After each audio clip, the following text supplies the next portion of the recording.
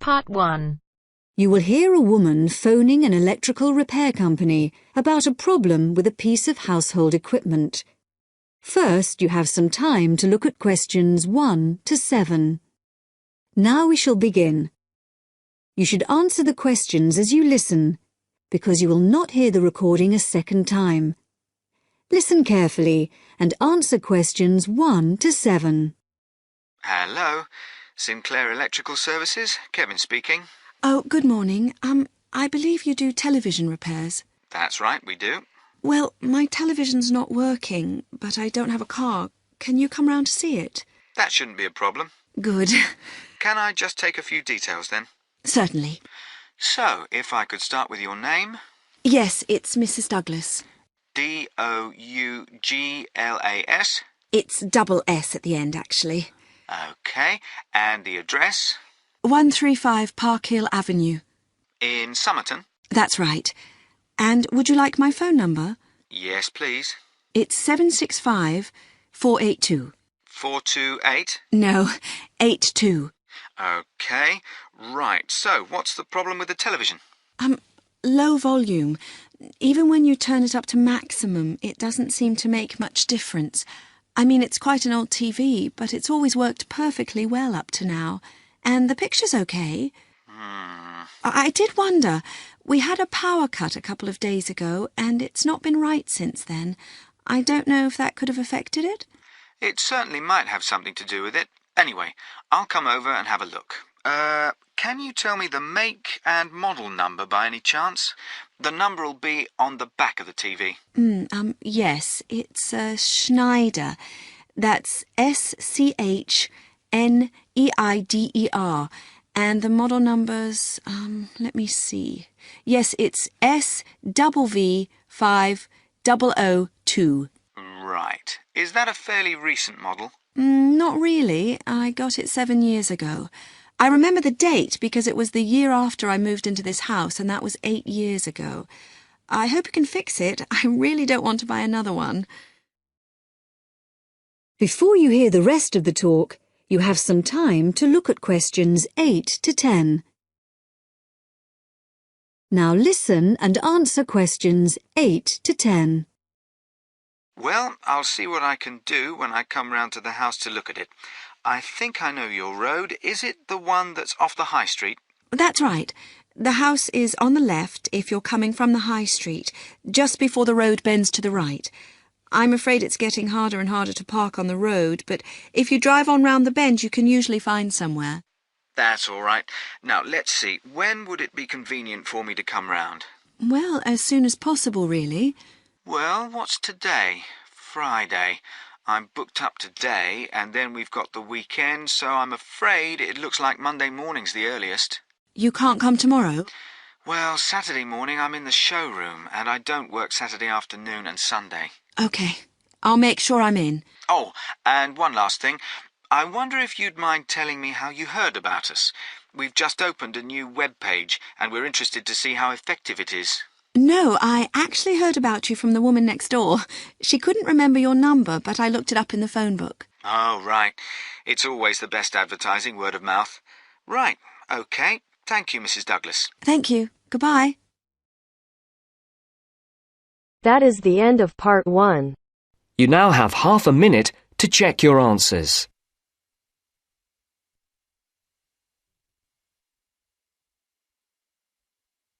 Now turns to Part 2. Part 2.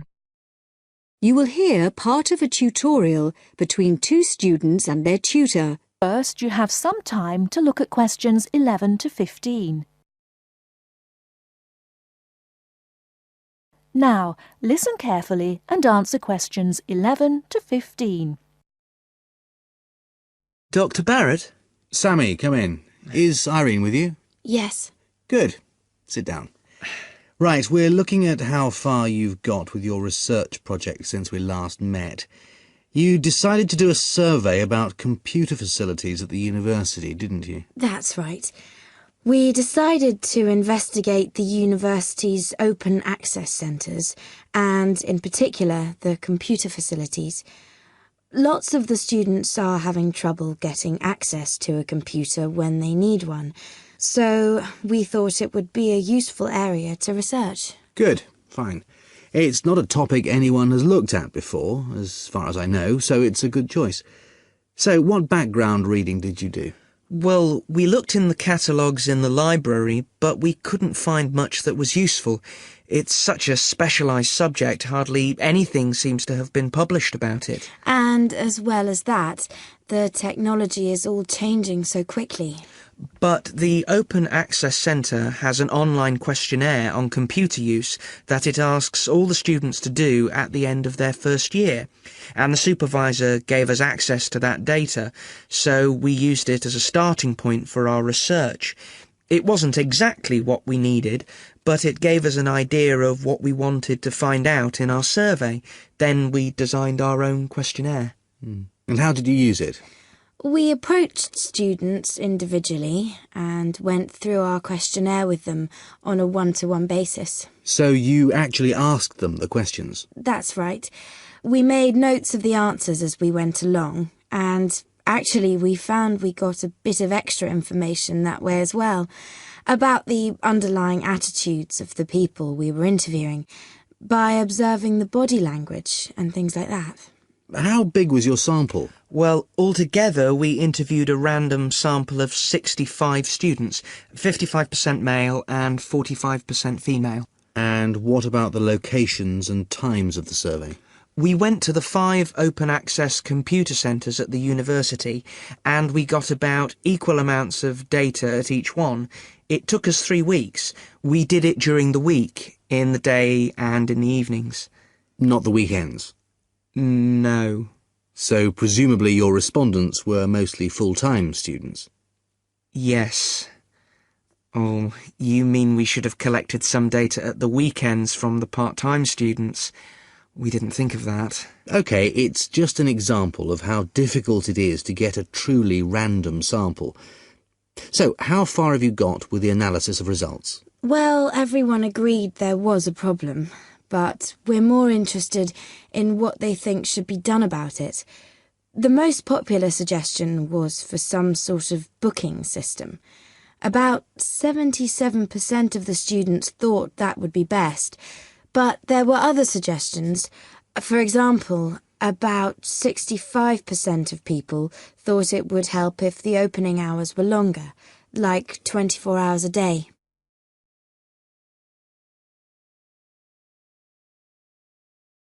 Before you hear the rest of the talk, you have some time to look at questions 16 to 20.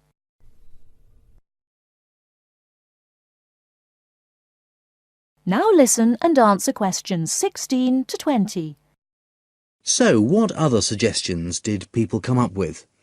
Well, actually, the main reason why people can't get to a computer is because so many students are using them for personal emails or just surfing the web. So one solution would be to have some computer rooms for recreational use and some for people to do serious work in. The trouble is, quite often people do their work, then they want to check their emails, and it would be a nuisance if you had to get up and go to another room and log on again just for that. Another problem is that during the day, tutors book whole blocks of computers for complete sessions, so several people said there should be restrictions on block bookings. But the trouble is, the classes need the computers. There's nothing else they can use. Some people said the whole problem would be solved if the university would just buy more computers, but other people said it might make things better for a bit, but it wouldn't really solve the problem permanently. You can't just solve the problem by throwing money at it. And with the suggestion that the computer room should stay open round the clock, some people did point out that there'd have to be someone around all the time to make sure the equipment didn't get stolen, especially at night. So a booking system seems to be the best suggestion? Yes.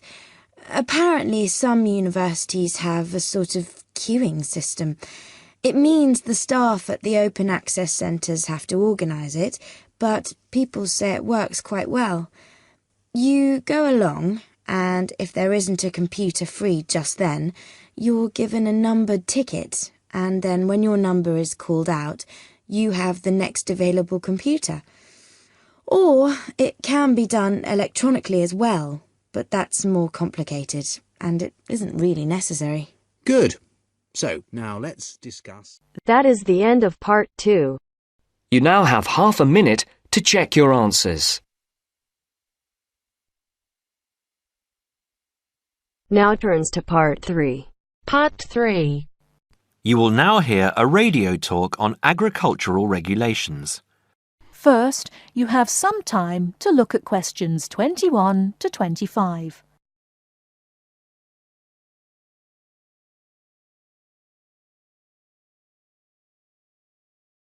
Now listen carefully and answer questions 21 to 25.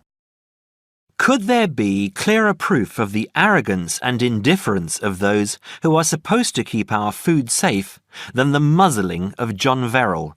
Agriculture is a business, true, and businesses have to make money.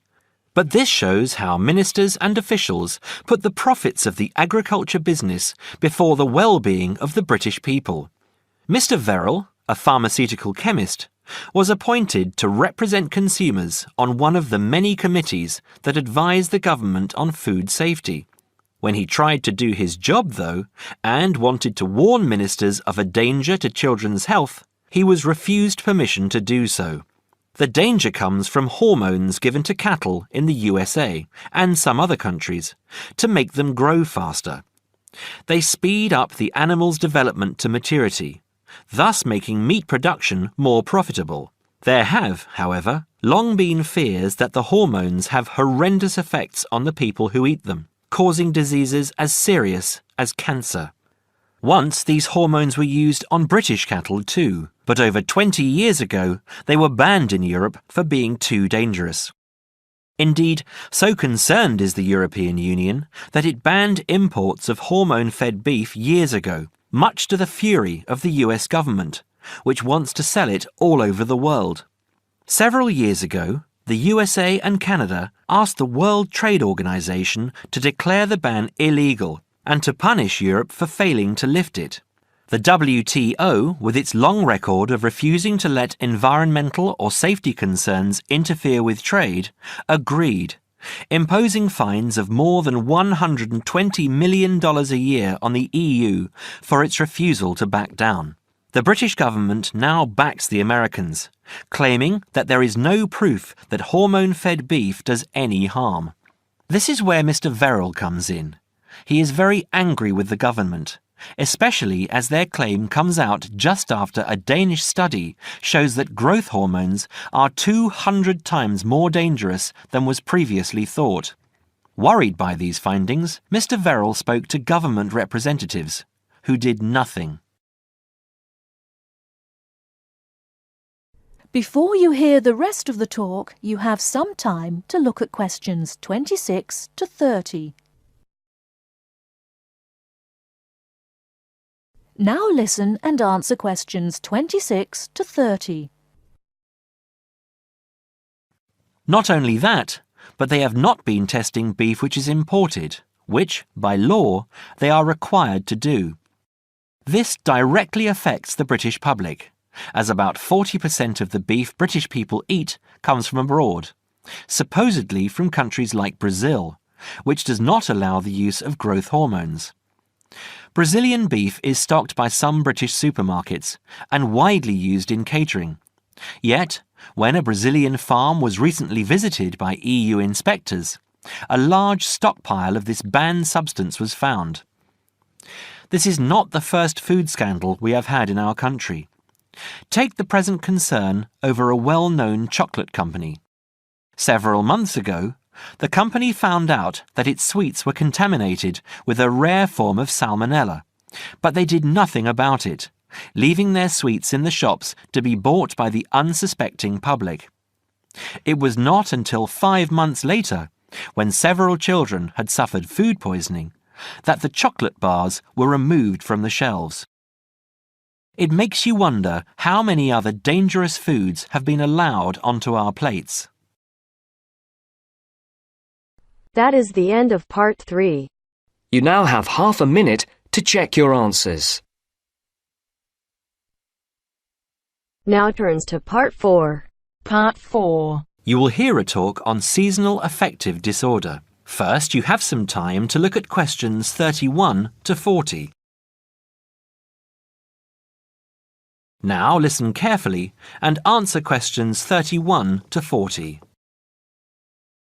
In the past few years, a new condition has been identified and given a name, SAD, short for Seasonal Affective Disorder. This is now recognized as a distinct kind of clinical depression, where people become depressed at the onset of winter, accompanied by a craving for sweet things, causing weight gain. Each spring and summer would then bring on almost maniacal highs and feelings of boundless energy and happiness. Experiments to combat this depression showed that increased exposure to bright light in humans could suppress their production of a darkness-related hormone called melatonin. The light needed to induce this change was about 2,000 lux, or about 4 times brighter than ordinary household lighting. It was then calculated that if bright light could suppress melatonin secretion, then it might have other effects on the brain, including the reversal of symptoms of depression. While melatonin's precise role in SAD has not been pinned down, the theory led to effective treatment. Not surprisingly, SAD affects more people where winter nights are longer and days shorter. In the UK, an estimated 500,000 adults develop full-blown SAD in winter, and twice this number suffer the milder condition called subsyndromal SAD. About 80% of sufferers improve when given light therapy, and improvement usually comes within 2 to 4 days. Scientists are still unsure why winter depression happens, but more than a decade of research has turned up some surprising findings. Nearly 80% of SAD victims are women. Researchers are uncertain why this is so. SAD can affect people at any age, but typically it begins around the age of 20 and becomes less common between 40 and 50. SAD is comparatively rare in children and adolescents, but so far researchers have been unable to come up with a logical reason for this. As many as half of SAD sufferers have at least one family member with depressive illness, suggesting that the depression has a genetic component. Some patients experience shifts in their body clocks when they're depressed in winter. They are morning people at one time of the year and become evening people at another. What is the underlying difference between SAD sufferers and others? A clue can be found in carbohydrate craving, a common symptom. People often become obsessed with chocolate, for example. Carbohydrates alter brain chemistry by increasing the level of a soothing chemical called serotonin, a neurotransmitter that carries signals between brain cells. SAD sufferers crave carbohydrates because they may need serotonin to lift their mood. This craving can be intense, in fact, an addiction. It may be that the serotonin system of the brain has problems regulating itself during the winter. Some SAD sufferers respond well to the drug Prozac, thought to influence the brain's serotonin-using system. Other brain chemicals and hormones probably play a role in winter depression. Another neurotransmitter, dopamine, for example, may be inadequate in certain cases. Researchers hope to uncover clues to SAD's secret by probing similarities between SAD and hibernation. Though no valid link between the two has been established, some SAD patients say they feel like hibernating animals. SAD sufferers tend to put on fat in autumn and early winter, roughly the time when such hibernators as bears and squirrels do. That is the end of Part 4. You now have half a minute